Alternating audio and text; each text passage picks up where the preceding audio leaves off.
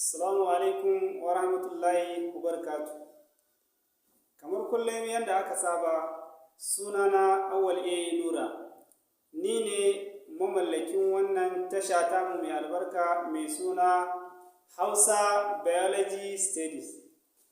Kamar yadda a darussanmu na ɗaya da na biyu muka yi bayani akan abin da ake kiransa matsalolin rainon ciki a gida. To har yau dai muna cikin wannan shirin namu. A yau insha Allah za mu yi wannan darasi namu zai yi magana akan matsaloli ko kuma ci gaba ko muhimmanci ko kuma rashin muhimmancin amfani da wasu daga cikin magungunan gargajiya ga masu juna biyu. To idan muka kula za mu ga akwai, ba mu ce duka kowanne maganin gargajiya ne baya da muhimmanci ba, to amma yawancin yadda ake shan sa a ilimance in muka duba za mu ga cewa ba a da ilimin amfani da shi. Kawai yadda aka saba shi ne, misali sai a dinka ebo sassaƙe ko a ebo saiwa ko a ebo garin magani kawai sai a haɗa shi, ya danganta. Cokali ɗaya za a sha, cokali biyu za a sha, gwangwani ɗaya za a sha, cikin kwano ɗaya za a sha, ba a sani ba. Kawai dai abin da aka sani, wannan ya fi inganci a sa a nono, wannan ya fi inganci a sa a sha da shayi ko kuma wani abu makamancin haka. To amma akwai magunguna wayanda suke, ko da a na gargajiyan akwai magunguna da ake amfani da su wayanda suke a ilimance ne, an shiga cikin ilimi, an yi amfani da ilimi, an yi bambance ko an tantance ko an ƙayyade adadin yadda za a sha kamar yadda ake yi. Ta yau insha Allah za mu yi magana akan wasu abubuwan magunguna da ake amfani da su wayanda suke sanadiyar raino da muke yi a gida.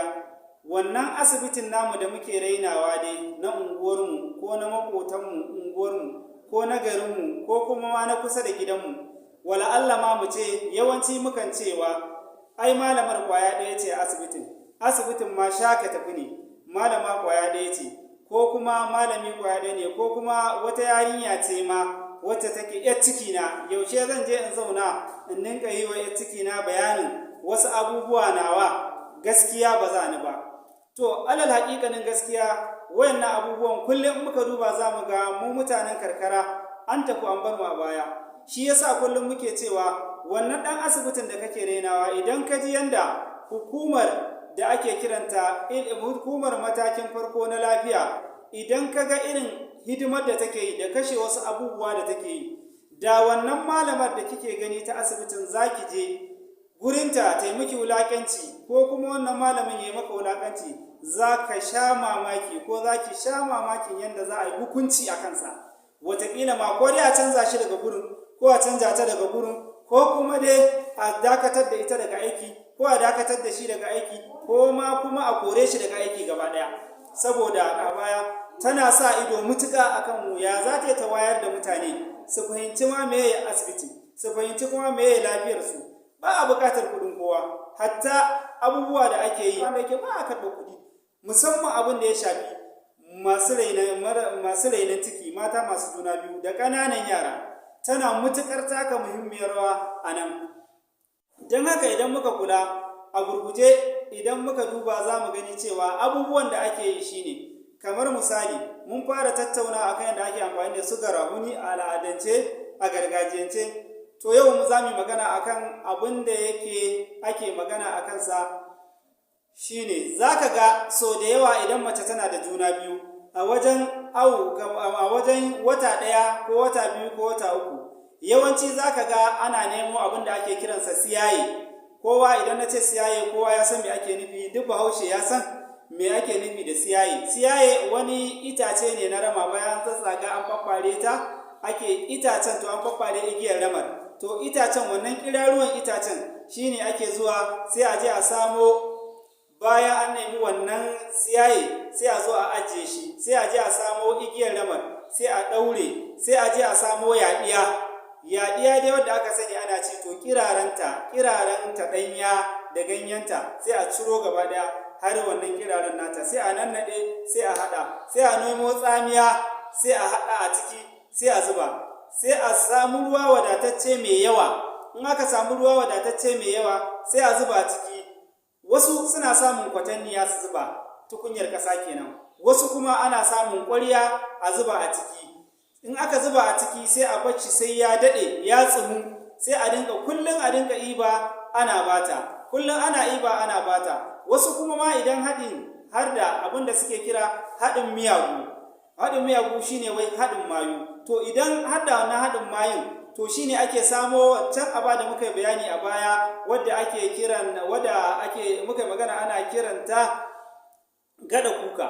To shi yadda ake wa gada kukan, bayan an tsima wannan tsimi na yaɗiya da ganyen siyaye, an zo an haɗa shi gaba ɗaya a ciki wannan kwatanniya ko wannan ƙwarya, ita kuma sai a samu ƙasan wannan daga ƙasa ƙarƙashin ƙasa cikin ƙasa, sai a samu wannan tukunya sai a ɗora ta, sai a ɗora wannan kwatanniya ta tukunya a sa wannan abar sai a ƙasa, sai a ɗora wannan tukunya ta kwatanniya a cikin shi wannan, ya ɗora ta akan wannan abin da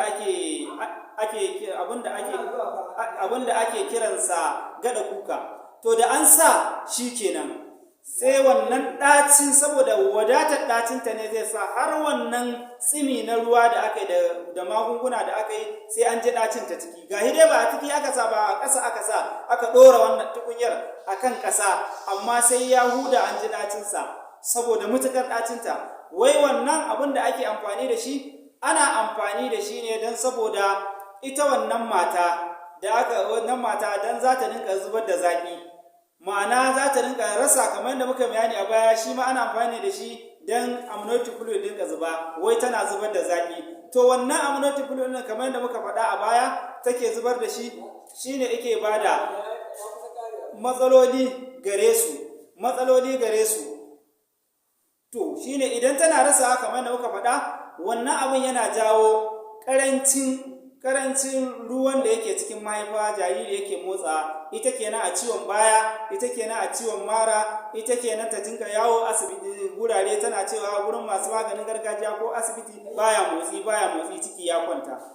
To insha Allah yau darasin mu anan zai tsaya, da makamantan irinsu. Insha Allah anan za mu takaita da yawan kawo abubuwa wayanda suke na maganin gargajiya, suna da tarin yawa, amma ba za mu samu damar yin magana a kansu ba da yawa. Za mu tafi kuma kan abun cutuwa da ake amfani da su na abinci, mu ga yaya ake amfani da su, ya kamata amfani da su, suna yawa ko ba sa yawa. Abin da ya shafi na kwaɗaye-kwaɗaye da mata suke yi, da matsalolin da kwaɗaye-kwaɗaye da mata suke yin suna da na ciki. To don gujewa wannan matsala shine, shi wannan da ake bayarwa, wannan mai ɗacin yakan iya jawo wata mai ciki ciwon hanta. Shi kuma wancan na gada kuka kenan, shi kuma wancan da ake bata sassaƙe wannan siyaye da ake haɗa da yaɗiya, salam yake.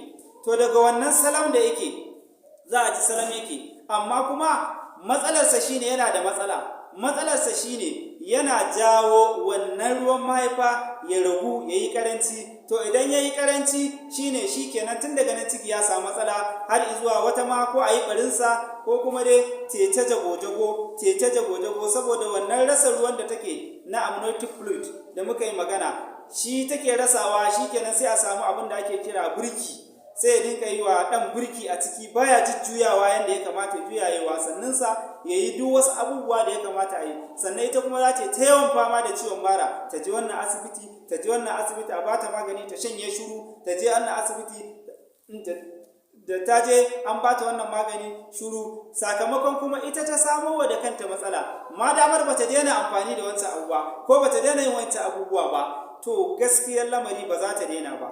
Don haka abin da muke roƙo, da zarar mu waye, da zarar an ce mun ga wannan irin matsala tana faruwa, don Allah asibitin nan namu dai, na unguwanmu, na garinmu, na kusa da makotan garinmu, da muka raina wannan yarinyar da take yi mana awu, ko wannan yaron da yake dan ciki na ne, don Allah mu kawar da irin wannan. Wallahi ana iyaka akan yaya za a yi mu gudu tare, mu tsira tare. Mace-macen masu juna biyu yana yawa, sannan matsalolin ciwon mahaifa suna ta yawaita, matsalolin ciwon hanta suna ta yawaita, matsalolin ciwon zuciya suna ta yawaita, matsalolin hawan jini da cutar jijjiga sun yi yawa. Gaskiya sai mun tashi mun waye. Wassalamu alaikum. wa rahmatullahi wa barakatuh. Insha Allah sai mu haɗa darasin mu na 4 akan matsalolin rainon ciki matsalolin rainon ciki a gida. Wannan ne halattarka ta wannan tasha ta mu mai albarka. Na farko dan Allah muna roƙonka da kai mana subscribing, ka danna mana alamar kararrawa ta yanda idan kana da sha'awar wannan shirye-shirye namu za a rinka sanar da kai da zarar mun ɗora sababbin shirye-shiryen mu akai. Wassalamu alaikum wa rahmatullah.